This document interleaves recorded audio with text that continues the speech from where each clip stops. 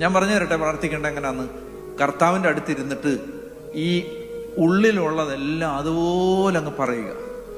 അതിന് പ്രാസവും വ്യാകരണവും ഭാഷയും അതിൻ്റെ വാക്യങ്ങളും അതിൻ്റെ ഭംഗിയൊന്നും നോക്കണ്ട നിങ്ങൾ.